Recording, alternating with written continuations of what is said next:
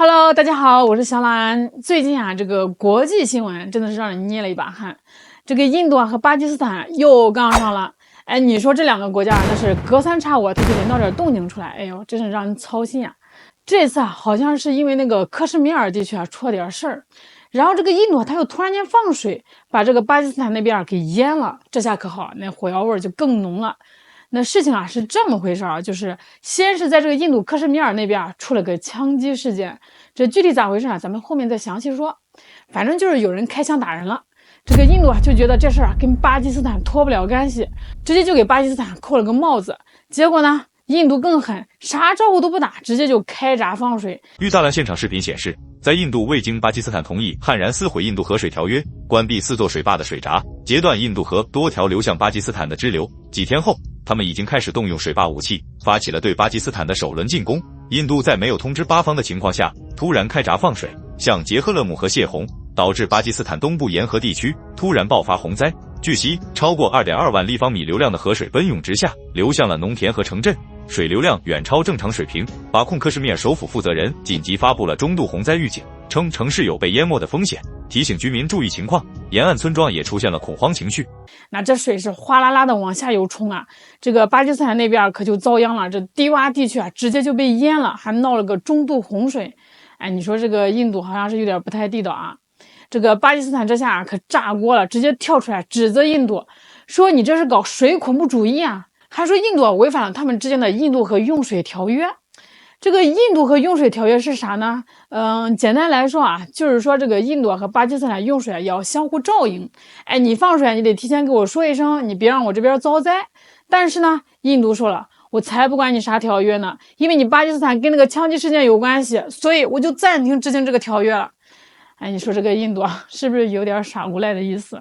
后来我就特意去了解了一下这个枪击事件。说是在22号的时候，印控克什米尔地区一个小镇附近的景区突然冒出了3名武装人员。哎，他们就朝着手无寸铁的游客们就开枪射击哎喂，那场面你想想都挺吓人的。这个虽然这游客们也是赶紧躲但是那个地方它太开阔了，最后还是死了26个人，也伤了不少人。那这种对着平民开枪的行为简直就是恐怖主义新京报报道，4月28日，印度一男子在印控克什米尔省玩高空滑水入闸枪击事件的话题曝光。事发22日，男子举着自拍杆微笑抵达热设施，将称心肌梗塞，游客自己奔跑。报道称，男子靠近地面时，一名顾客或因边枪击受伤而倒地。事发后，男子意识到发生枪击事件，解开绳索带着妻儿躲避枪击。22日，印控克什米尔地区发生针对游客的枪击事件，已致26人丧生。这个印度就一口咬定这事就是巴基斯坦干的。但是巴基斯坦可不认说我们一直都在努力去反恐坚决谴责一切形式主义的恐怖主义。反正就是公说公有理，婆说婆有理，谁都不服谁。这听说这个事发之后双方的士兵还在克什米尔地区交火了好几次不过还好，这个目前还没听说有啥伤亡。但是这个紧张的局势那真的是越来越严重了。再加上这个印度这次突然泄洪，更是火上浇油了，让这个两国的关系都是雪上加霜。这事一出这个国际社会也开始议论纷纷了。有个法国网友就在美版知乎上提了个问题，说印度和巴基斯坦都是有核武器的国家，万一他们真打起来了，那可就麻烦了。所以他想知道，如果印巴开战，那作为他们邻居的中国，那会咋办呢？会对中国有啥影响？这个问题一出可热闹了。这个印度和巴基斯坦的网友都直接在评论区吵起来了。印度网友就先跳出来说，哎呦喂，有些人就只会在那儿吹巴基斯坦的核武器有多厉害，他们也不想想我们印度的烈火五导弹，那射程可是杠杠的5000公里呢。啥意思呢？意思就是说我们印度12个小时就能把巴基斯坦所有的军事基地给夷为平地。他们那些藏在山洞里的短程核弹，估计还没来得及发射呢，就被我们的波拉莫斯巡航导弹给炸成一堆废铁了。巴基斯坦网友一听这话，那可不乐意了直接就怼回去说，哎，这话说的真是让人笑掉大牙我说印度老哥，哎，你能不能醒醒睁开眼睛看看这世界是啥样的？大家都知道你们印度军队用的那些装备那都是五花八门、七拼八凑来自7个不同的国家，就这闹出的笑话还少吗？哎，就说去年吧，你们那苏30战机挂的导弹居然能把发射架给装反了。我的天这要是真打起来你们40%的军费啊都得花在拼螺丝接钉路板上，这是俄式的、美式的啥都有。就你们这杂牌军能顶得住我们巴基斯坦中线13个月啊，那都得烧高香了，简直又是奇迹。